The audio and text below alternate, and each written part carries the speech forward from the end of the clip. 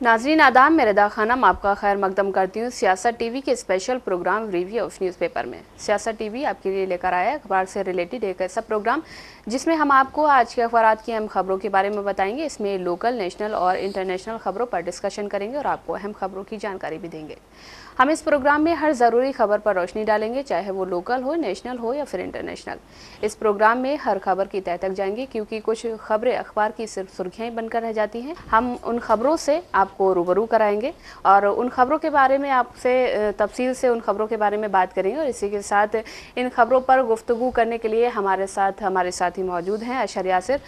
नाज़रीन, आज के जो ख़ास टॉपिक हैं हम उसके बारे में सबसे पहले आपको बता दें कि इस वक्त तेलंगाना में जो सबसे बड़ा मुद्दा है, जो सबसे बड़ी बात कही जा रही है इस वक्त कि यहाँ के जो भाजपा की नेता हैं माधवी लता, उनको कर्नाटका में बैन कर दिया गया है, क्योंकि कर्नाटका में एक प्रोग्राम होने वाला था जिसके तहत उनको वहाँ पर बैन किया गया है, क्योंकि वहाँ पर जो कलेक्टर हैं उन्होंने कहा है कि यहाँ पर शांति भंग ना हो, इसीलिए उनको बैन किया गया है। तो वहीं पर बात करें दूसरी न्यूज़ की कि भाजपा ने सोनिया गांधी पर इल्ज़ाम लगाया। उन्होंने कहा है कि इनको जहाँ से जो वित्तीय जो सहायता मिलती है उनका कहीं ना कहीं कनेक्शन जो है जॉर्ज सोरेस से है, इसीलिए उन्होंने इस बात को कहीं ना कहीं घसीटते हुए, हालांकि देखा जाए वो काफ़ी टाइम से इस बात को घसीट रहे हैं, क्योंकि उन्होंने कई बार राहुल गांधी पर भी इस तरह के इल्ज़ाम लगाए। वहीं पर बात करें कि इलाहाबाद हाई कोर्ट के एक जो मौजूदा जज हैं उन्होंने वीएचपी के एक कार्यक्रम में भाग लिया था। इसी को लेकर जो एमआईएम के प्रमुख हैं असदुद्दीन ओवैसी, उन्होंने उन पर इल्ज़ाम लगाया है और अपनी प्रतिक्रिया दी है।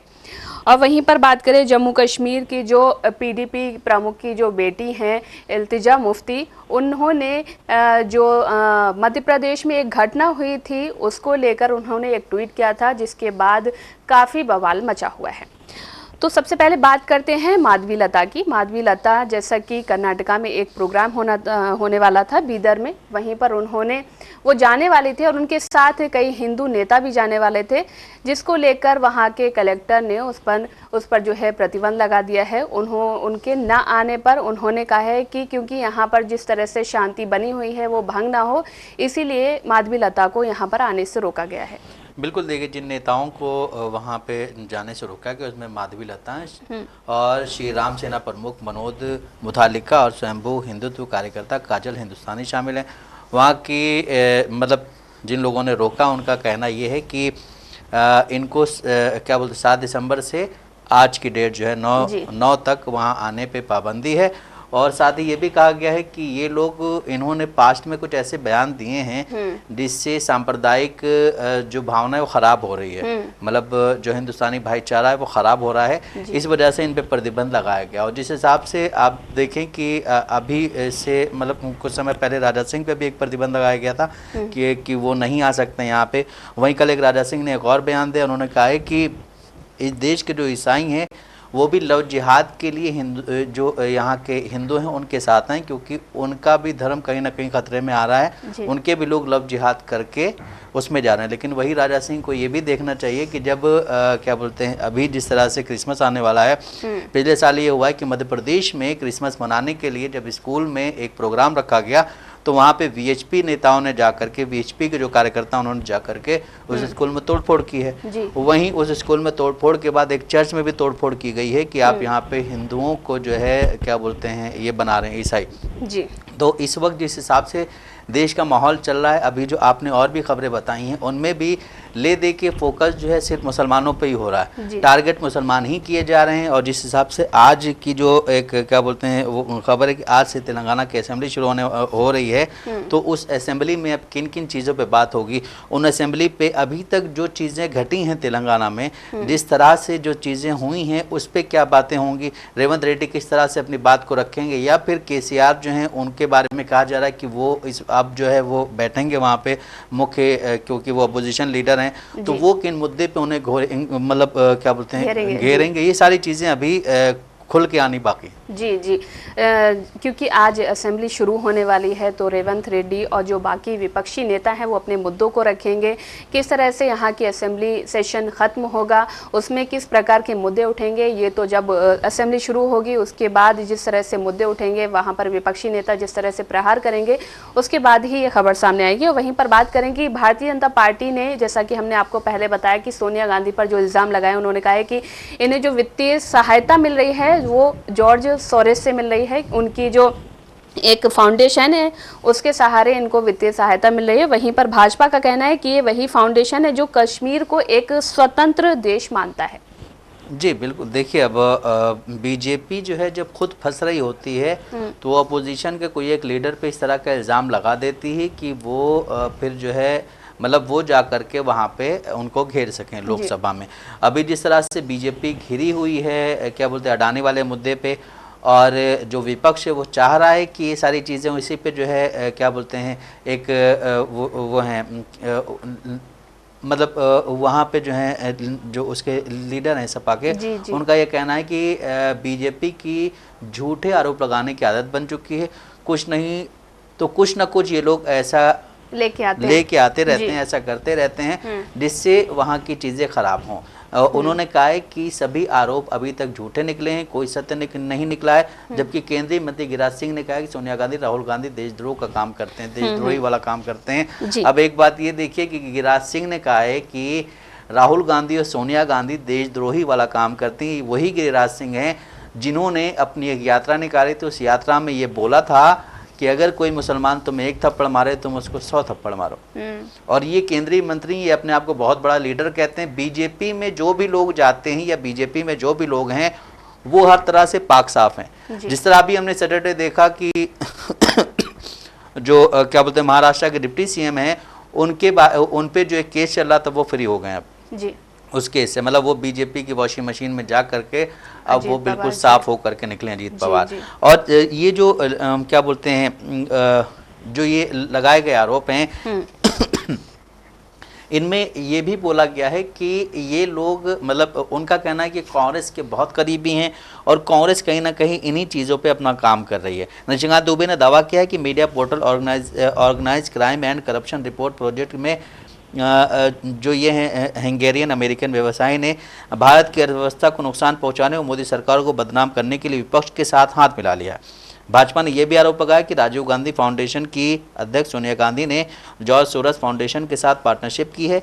ये भारतीय संगठनों पर विदेशी फंडिंग के प्रभाव को दिखाती है। वहीं आपको बता दें कि गुरुवार को इसकी ओर से किए गए उस दावे के बाद आए जिसमें मतलब उसने कहा अमेरिका ने कि डीप स्टेट ने भारत की छवि को नुकसान पहुंचाने के लिए OCCRP और राहुल गांधी के साथ मिली भगत। एक आपने वो भी देखा होगा बयान जो उनका आया था संबित पात्रा का। संबित पात्रा ने राहुल गांधी को सीधे सीधे देशद्रोही बताया था। उसके बाद फिर प्रियंका गांधी ने बोला था कि वो देशद्रोही नहीं है, वो जैसे भी हैं हमारे भाई हैं और वो देश के लिए लड़ रहे हैं। और जिस तरह से इस वक्त देश के हालात हैं, जिस तरह से इस वक्त देखिए अब किसान प्रोटेस्ट कर रहे हैं, आज उनके बारे में फैसला होना है सुप्रीम कोर्ट में कि जो बॉर्डर्स हैं उनको खोला जाए, उस पर क्या चीज़ें होंगी ये भी होना बाकी है। वहीं जिस हिसाब से आज क्या बोलते हैं संभल वाले केस में जो सुनवाई होनी थी उस पर पता नहीं अब किस तरह से चीज़ें हो पाएँ, क्योंकि जो वहाँ पे पेश होने वाले थे वो बीमार बताए जा रहे हैं। रिपोर्ट जो पेश करने वाले थे वो बीमार बताए जा रहे हैं। और इसमें बीजेपी अपनी चीज़ों को निकाल रही है। बीजेपी सिर्फ अपने लिए वो काम कर रही है। बीजेपी जहाँ फंस रही होती है वहाँ पे वो अपोजिशन को कटघरे में ला देती है। जिस तरह हमने अभी देखा चुनाव में कि एक बीजेपी के लीडर थे, उनके पास से पैसा पकड़ा गया, लेकिन वो पैसा पकड़ा गया, उसकी चर्चा कम हुई। उसके बाद ही बीजेपी ने क्रिप्टो करेंसी वाली वो निकाल दी कहानी, जो बिल्कुल फर्जी कहानी थी। उस पे भी इलेक्शन कमीशन ने कोई भी वो नहीं लिया एक्शन। और जिस बीजेपी लीडर ने पैसे बांटे थे उस पे भी कोई एक्शन नहीं लिया गया। बोला गया झूठी है, ये है, मतलब ये जो खबर है झूठी है और ये सब चीजें हुई। उसके बाद MVA को वहाँ पे नुकसान झेलना पड़ा, शायद उसी वजह से नुकसान और ज़्यादा झेलना पड़ा है। तो ये सारी चीज़ों पे भी इलेक्शन कमीशन, अब जब इलेक्शन कमीशन ऐसी चीज़ों पे ध्यान नहीं दे रहा है, विपक्षी पार्टियां आप कितना कर लेंगे, कितनी मेहनत कर लेंगे। या जैसा कि संसद जब से शुरू हुई है हमने देखा है कि लगातार पक्ष और विपक्ष में लगातार ऐसा झगड़े देखने को मिल रहे हैं, क्योंकि जब सेशन शुरू होने वाला होता है, जब विपक्षी पार्टियां अडानी और मणिपुर और जो संभल हिंसा हुई थी उस पर जब बात अपनी रखता है, तो जो सत्ता पक्ष है वो कहीं ना कहीं उनको ना सुनने देता है, क्योंकि जो स्पीकर बैठे होते हैं तो ऐसा इल्ज़ाम लगाया जाता है कि वो जो विपक्षी पार्टी है उनका स्पीकर बंद कर देते हैं, उनको सुनने नहीं देते हैं। और वहीं पर कुछ दिन पहले हमने देखा था, एक जो विपक्षी नेता है उन्होंने इल्ज़ाम लगाया था कि स्पीकर हमें सिर्फ 3 मिनट सुनते हैं, और वहीं पर अगर भाजपा के नेताओं की बात की जाए, सत्ता पक्ष की बात की जाए, तो वो उनको पूरे 6 मिनट सुनते हैं। देखिए अब क्या होता है कि जब आप ही के हैं ना वो सारे जो भी वहाँ सीट पे बैठे हुए हैं, तो जब भी अब आपने देखा हो कि अभी हमारे देश के जो वाइस प्रेसिडेंट हैं उन्होंने एक बात बोली किसानों से रिलेटेड, लेकिन अगले ही पल वो चेंज हो गए। ठीक है, शायद कोई दबाव आया हो या कुछ भी, क्योंकि उनकी आप जब वो कहीं खड़े होते हैं बीजेपी लीडर्स या फिर हमारे देश के प्रधानमंत्री के साथ, तो उनकी आप देख सकते हो किस तरह से खड़े होते हैं, मतलब लाइक आपने बहुत बड़ा एहसान किया मुझे वीपी बना करके। ठीक है, लेकिन अब जिस तरह से विपक्ष जब आवाज़ उठाता है, जिस तरह से नोटों गड्डी वाला मामला था, उसमें आप देखिए जब कोई ऐसा मुद्दा होता है जो बहुत ज़रूरी है बात करने के लिए, उसमें बीजेपी के लीडर्स आपको कम दिखेंगे, सत्ता पक्ष वाले राज्यसभा में। लेकिन जब कोई ऐसा मुद्दा होता है जिसमें क्या बोलते हैं अपोजिशन को घेरना होता है किसी लीडर को, तो आप देखेंगे बीजेपी के सारे लीडर्स वहाँ पे मौजूद होते हैं। जिस तरह से नोटों की गड्डी मिली, उसके बाद जिस तरह से क्या बोलते हैं हमारे जो वो हैं उसके अध्यक्ष है ना बीजेपी के जेपी नड्डा, वो जिस तरह से वहां पे पहुंचे, उन्होंने जो बयान दिया उससे तो ऐसा लग रहा था कि बीजेपी बिल्कुल पाक साफ है। और फिर जिस तरह से अभी इस देश में आज भी एक वीडियो देखने को मिला सामने कि देश में एक ऐसी मुहिम चलाई जा रही है कि सब्जी वाले जो हैं अगर वो मुसलमान हैं तो उनको हटाया जा रहा है वहां से कि तुम लोग सब्जी नहीं बेच सकते, उनका बाइकआउट किया जा रहा है। आप बाइकआउट करके क्या करना चाहते हैं? मतलब ये भी अगर मतलब क्या बोलते हैं, ये भी पॉसिबिलिटीज हो सकती हैं कि उनको पाकिस्तान से पैसा मिल रहा हो कि भाई तुम ऐसी चीजें करो, हिंदुस्तान के जो मुसलमान है वो फिर क्या बोलते हैं परेशान हो। अब इस पे अगर कोई बोल देता है तो फिर बीजेपी खड़ी हो रही कि तुमने ऐसा क्यों बोला। और वो जो भी आरएसएस के संगठन से चाहे वो जो भी हो, उनके ही लोग ये सारी चीजें करते नजर आते हैं। मतलब उनके अपने बच्चे कहाँ पढ़ रहे हैं ये आप नहीं देख रहे हैं, बिल्कुल, लेकिन वो और बच्चों के कैरियर के साथ खेल रहे हैं, जिंदगी के साथ खेल रहे हैं। अभी कुछ हो जाता है तो इन्हीं आम बच्चों पे जो भी चीजें होती हैं वो होती हैं, उन पे केस भी होता है। अगर वहाँ पे क्या बोलते हैं हो जाए कुछ दुर्घटना, उन्हीं को नुकसान होता है, लेकिन इनके जो अपने बच्चे वो नजर नहीं आएंगे। जिस तरह से इस वक्त देश में आप देखिए कि हर मस्जिद के नीचे मंदिर का दावा किया जा रहा है, हर दरगाह के नीचे मंदिर का दावा किया जा रहा है, लेकिन अगर यही बौद्ध समाज आ जाए कि कह दे भाई ये मंदिर खोदो, इसमें क्या बोलते हैं बौद्ध समाज की वो गड़ी हुई हैं, तो आप क्या करेंगे फिर? जी, लेकिन ये वक्त ऐसा नहीं कि आप पे नहीं आएगा, वक्त आप पे भी आ सकता है। जिस तरह से अभी आप इस तरह की चीजें कर रहे हैं, आपके साथ भी ऐसी चीजें पेश आ सकती हैं। जी भाजपा के नेताओं ने जो सोनिया गांधी पर यासिर जो इल्ज़ाम लगाया है कि उनका जो है कनेक्शन जॉर्ज सोरेस से है, लेकिन वहीं पर उनका जो इल्ज़ाम है वो अभी पूरी तरह से प्रूव नहीं हो पाया है। लेकिन वहीं पर अगर देखा जाए भाजपा के नेताओं पर ऐसे कुछ इल्ज़ाम लगे हुए हैं जो प्रूव हो चुके हैं, जो कोर्ट में भी चल रहे हैं जिनके मामले, लेकिन उनको कहीं पर भी सजाएं मिलती हुई दिखती नहीं है। लेकिन वहीं पर अगर हम बात करें, आपने जैसे बात की कि जो भाजपा के, जैसा कि महाराष्ट्र चुनाव होने वाले थे और भाजपा के नेता के पास से कुछ रुपए बरामद किए गए थे, लेकिन उसको पूरी तरह से भाजपा के नेताओं ने नकार दिया। वहीं पर उन्होंने दूसरा केस लाया, सुप्रिया सुले और नाना पटोले, ये क्रिप्टो करेंसी केस में ये लोग मुलविस हैं, लेकिन वो पूरी तरह से फेक निकला। वहीं पर अब इन्होंने ये मुद्दा छेड़ दिया, जिस तरह से संसद में बातचीत होती है, चर्चा होती है पक्ष और विपक्ष के बीच में, लेकिन वहीं पर सत्ता पक्ष कहीं भी इस चीज़ को सुनने के लिए पूरी तरह से तैयार नहीं है। वहीं पर वो दूसरा केस निकाल के सामने ले आते हैं। वहीं पर एक जो केंद्रीय संसदीय मंत्री हैं किरेन रिजिजू, उन्होंने इस मामले पर बोला है कि देश में ऐसे कई मुद्दे हैं जिन्हें राजनीतिक चश्मे से नहीं देखना चाहिए। आज भी आपको बता दें कि आज भी संसद परिसर में अडानी केस में कांग्रेस का प्रदर्शन हुआ है और आज की कार्रवाई भी बाधित हो सकती है, अभी तक बाधित हुई है। और जिस तरह से आपने अभी बोला कि बीजेपी के लोग अगर कहीं पे किसी भी केस में मुलविस होते हैं तो उन पे उतना बड़ा एक्शन नहीं होता है क्योंकि वो सत्ता में है। और सत्ता में होने के लिए आप अभी देखिए कि बनारस में जो केस हुआ था उसके तीनों आरोपियों को छोड़ दिया गया है और एक आरोपी जो है उसमें उसकी तस्वीर जो है स्मृति ईरानी के साथ भी वायरल हो रही है जी। अब स्मृति ईरानी महिलाओं के लिए इतना कुछ बोलती, स्मृति ईरानी वहां पे आ करके मीडिया में बोले कि भाई वो जो लड़का है जिसने ऐसी हरकत की है उसको बीजेपी में कभी नहीं लिया जाएगा, उसको सजा मिलेगी, ऐसा कोई नहीं बोलेगा। और जब भी आपने देखा कि बीजेपी का या कोई हिंदू संगठन का कोई भी लीडर, चाहे वो रेप केस में हो, मर्डर केस में हो या किसी भी केस में हो, वो जब बाहर आता है तो उसका फूल माला और मिठाइयाँ बांट के स्वागत किया जाता है। जी जी। और अगर कोई भी हिंदू लीडर हिंदुओं का जो क्या बोलते हैं संगठन का कोई भी अगर किसी चीज़ में मर जाता, मतलब क्या बोलते हैं मर जाता है, तो उसके लिए तिरंगा यात्रा निकाली जाती है। यही बीजेपी जिसने अपने एक लीडर जो कि जिसने रेप किया था उसके लिए तिरंगा यात्रा निकाली थी। आप देखिए तिरंगे को किस तरह से बदनाम किया जा रहा है, यूज किया जा रहा है, उसको बदनाम किया जा रहा है। ऐसी चीज़ों के लिए तिरंगा यात्रा निकाली जा रही है। वही कल जिस तरह से इल्तिजा मुफ्ती ने जो बात बोली, आपने अभी जिक्र किया उसका, इल्तिजा मुफ्ती ने जो बात बोली उसने सही बोला है कि मैं हिंदू धर्म के खिलाफ नहीं हूँ, मैं हिंदुत्व के खिलाफ हूँ। रतलाम में जिन 3 बच्चों को 2 बच्चों को मारा जा रहा था जेएसआर के नारे लगवाने के लिए, तो वो कहाँ से सही है? आपका ये नारा जो है ये धार्मिक नारा, इस नारे को आप कहीं ना कहीं अपने हिंसा से जोड़ रहे हैं। आप इस नारे से लोगों को क्या बोलते क्रोधित कर रहे हैं। जिस तरह से आपने देखा कि अभी संभल में जो केस हुआ था, संभल में जो लोग जा रहे थे वो भी जेएसआर के नारे लगा रहे थे, इस वजह से वहां पे चीजें और बढ़ी हैं। तो इस नारे पे हमारे देश के प्रधानमंत्री हर चीज पे बोलते हैं। हमारे देश के प्रधानमंत्री हमारी जीडीपी बोलेंगे, मुस्लिम तलाक पे बोलेंगे, हर चीज पे बोलेंगे, वक्त पे बोलेंगे, अजान पे बोलेंगे, हर चीज पे बोलेंगे। इन चीजों पे कभी नहीं बोलेंगे वो। इतनी लिंचिंग्स होती हैं, इतनी चीज़ें होती हैं देश में मुसलमानों के साथ, इतने जगह पे मुसलमान परेशान हैं इस देश में, लेकिन मोदी जी इस पे कुछ नहीं बोलते हैं। गृह मंत्री अमित शाह जी इस पे कुछ नहीं बोलते हैं।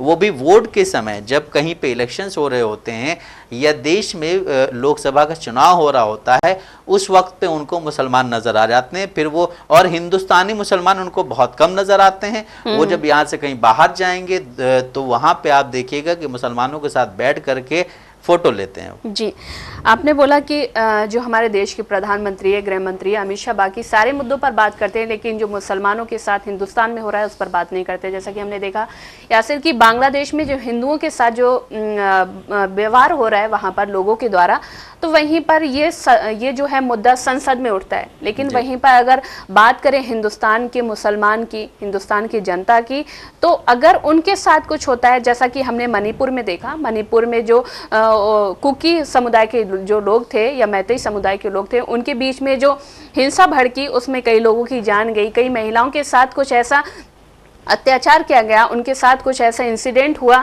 कि वो देश के लिए बहुत ही शर्मनाक था। लेकिन उस पर हमारे गृह मंत्री, हमारे प्रधानमंत्री, हमारे राष्ट्रपति, हमारे उपराष्ट्रपति सभी ने चुप्पी साध रखी थी।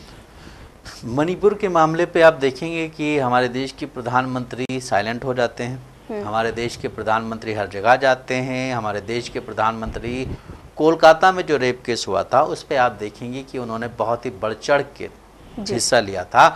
और वहाँ पे जो डॉक्टर्स प्रोटेस्ट कर रहे थे, ममता बनर्जी का ये कहना है, ममता बनर्जी की पार्टी का ये कहना है कि इन डॉक्टर्स को कहीं ना कहीं डायरेक्टली बीजेपी का सपोर्ट था। और आप देखें कि अभी बाईपोल जो हुए 6 सीटों के, वहाँ पे 6 की 6 जो है इसने जीती टीएमसी ने। और इस वक्त टीएमसी जो है अपने आप को कहीं ना कहीं देखा जाए तो टीएमसी इस वक्त देश की एक ऐसी पार्टी है जो कि बीजेपी से डायरेक्ट लड़ रही है। ठीक है, अब टीएमसी जब डायरेक्ट लड़ रही है तो अगर क्या बोलते हैं बंगाल में छोटी सी भी एक घटना होती है तो बीजेपी का हर एक लीडर आप देखिए कि उसी पे बात करता है। अभी जिस तरह से देश में इस वक्त मुसलमानों के लिए, मस्जिदों के लिए, दरगाहों के लिए और जो वेंडर्स होते हैं वो जब कोई हिंदू गलियों में जाते हैं उनके साथ क्या व्यवहार हो रहा है, मुसलमान जो वेंडर्स होते हैं जो सामान बेचने जाते हैं, इस पे कोई बात नहीं करेगा जी। इस पे अब आज भी देखिए संसद में एक अडानी का मुद्दा उठ रहा है, और एक ये जो क्या बोलते हैं बीजेपी वाले जो मुद्दा उठा रहे हैं, इसके अलावा और किसी मुद्दे पे बात नहीं हो रही। जी, हमारे देश के प्रधानमंत्री बात करते हैं कि समानता की, हिंदू मुस्लिम जब कहीं पर चुनाव होने वाले होते हैं तो वहाँ पर जाके वो हिंदू मुस्लिम की बात करते हैं, बोलते हैं कि इस देश का एक संविधान है, जो संविधान में लिखा गया है कि सभी में एकता समानता होनी चाहिए, लेकिन वो समानता और एकता कहीं भी नहीं दिखती है, क्योंकि जो भाजपा के नेता हैं वो खुद ही इन सारी चीज़ों का चीरहरण करते हुए दिखते हैं। जैसा कि हमने दिल्ली में देखा, आपने वेंडर्स की बात किया से, वहाँ पर एक जो भाजपा के नेता हैं वो हमेशा जो रेहड़ी पटरी वाले होते हैं उनके पास जाके जो बोलते हैं, उन्होंने, हमने परसों ही एक वीडियो देखी थी कि वहाँ पर एक हिंदू जो रेहड़ी वाला था उसके पास गए, उन्होंने वहाँ पर जयसार का जो झंडा रहता है, जो भगवा झंडा रहता है वो लगाया, और उन्होंने उनसे कहा कि आपके पास हिंदू लोग ही आएंगे खरीदने के लिए क्योंकि आप हिंदू हैं और इन सारी चीज़ों से आप प्रूव होंगे कि आप हिंदू हैं। और वहीं पर अगर कोई मुसलमान के पास जाते हैं, अगर उसका जो नेम प्लेट होती है वो वहाँ पर देखते हैं, जैसा कि हमने पहले भी देखा था, कुछ मुसलमान जो है अपने नाम के आगे राजपूत भी लगाते हैं, तो कुछ ऐसा एक वीडियो सामने आया था कि वहाँ पर एक मुस्लिम दुकानदार ने राजपूत नाम लगाया हुआ था, वहाँ पर उन्होंने जाकर उनसे ज़बरदस्ती वो हटाया और उन्होंने कहा कि राजपूत नाम हटाइए और आपका जो नाम है वो रखिए। तो वहीं पर अगर जो देश के जो प्रधानमंत्री हैं वो समानता की और एकता की बात करते हैं, लेकिन उनके अपने ही नेता इन सारी चीज़ों को कहीं ना कहीं नकारते हुए दिखते हैं। देखिए, अभी जो खबर आ रही हो ये है कि सबसे पहले बता दूं, उत्तर प्रदेश के संभल जिले की शाही जामा मस्जिद सर्वे रिपोर्ट को लेकर एडवोकेट कमिश्नर का कहना है कि उन्हें पिछले कुछ दिनों से बुखार है, खराब स्वास्थ्य की वजह से सर्वे रिपोर्ट को देख नहीं सके। उन्होंने साथ ही उन्होंने बताया कि वो कोर्ट से अनुरोध करने जा रहे हैं कि रिपोर्ट जमा कराने के लिए 15 दिनों की मोहलत मिले। इस बीच पिछले महीने जामा मस्जिद के सर्वे के दौरान हुई हिंसा की घटना में कुछ और लोगों को गिरफ्तार किया गया है, तो अभी सर्वे रिपोर्ट जमा होने के लिए 15 दिन का समय बचा हुआ है। वहीं एक खबर और ये भी है कि दिल्ली में 40 स्कूलों को बम से उड़ाने की धमकी मिली है, 25 लाख की डिमांड की गई है, बच्चों की छुट्टी हो गई है स्कूल से।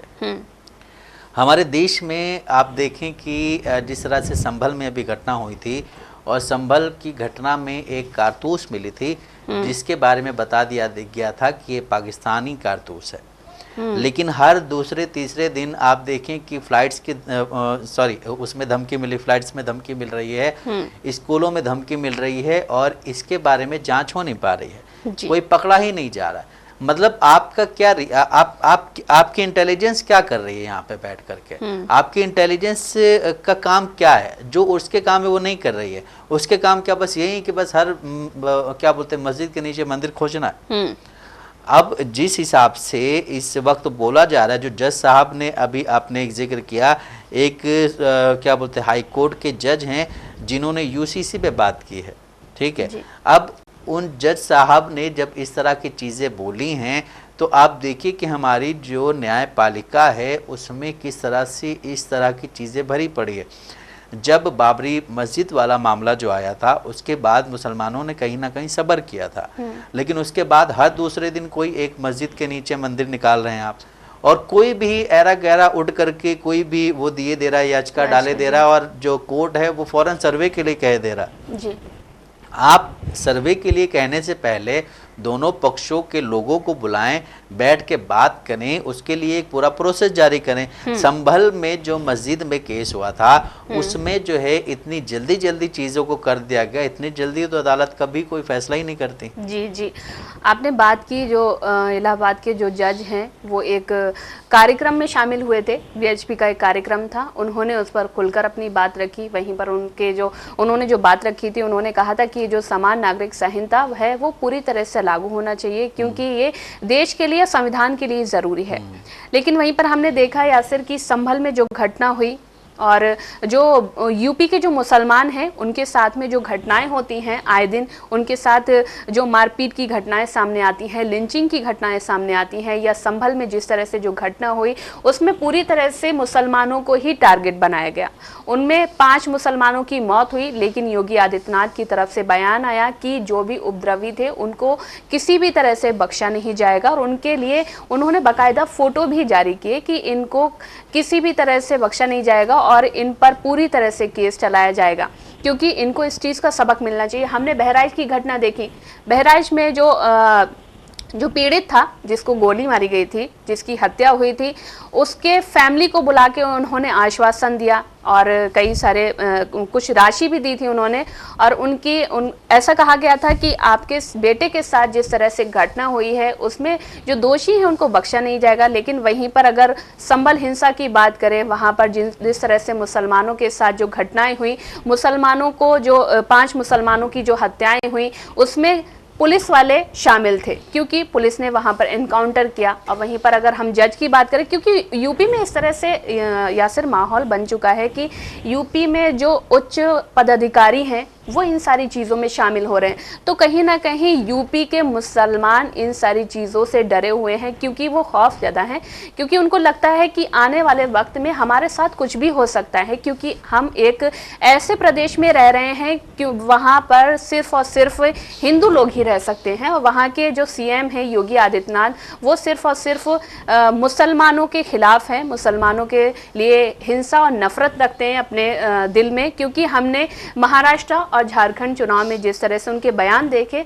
तो कहीं ना कहीं मुसलमान उन सारी चीज़ों से डरा हुआ है। देखिए, जिस हिसाब से जज साहब ने जो बयान दिया है, उस बयान के बाद ओवैसी ने कहा है कि ये भाषण कॉलेजियम प्रणाली पर आरोप लगाता है और न्यायिक निष्पक्षता पर सवाल उठाता है। उन्होंने कहा है कि वीएचपी के कार्यक्रम में भाग लेने वाले व्यक्ति के सामने अल्पसंख्यक पार्टी न्याय की उम्मीद कैसे कर सकती है। इससे पहले 7 दिसंबर को असदुद्दीन ओवैसी ने केंद्र सरकार पर तीखा हमला किया था। उन्होंने आरोप लगाया था कि भारत भर में मस्जिदों के नीचे मंदिर होने का दावा करने वाली याचिका में बढ़ोतरी के बीच सत्तारूढ़ पार्टी का हर वाहिनी परिषद और सेना के पीछे एक हाथ है। अब देखिए, जिस तरह से अभी ओवैसी साहब ने बोला है कि जो जज साहब ऐसे बयान दे रहे हैं, उनसे हम अल्पसंख्यक समुदाय के लिए न्याय की उम्मीद कैसे कर सकते हैं, क्योंकि उन्होंने ऐसा बयान दिया है, वो जज हैं, अभी वो इस तरह के बयान दे रहे हैं। तो आपने जिस तरह बोला अभी कि लोगों की मेंटेलिटी क्या हो गई जो उच्च पद पे बैठे हुए हैं, मुझे ऐसा लगता है कि कहीं ना कहीं वो उच्च पद पे बैठे हुए हैं, उनकी मेंटेलिटी ऐसी नहीं हुई है, उनको अपने लिए कुछ चाहिए होता।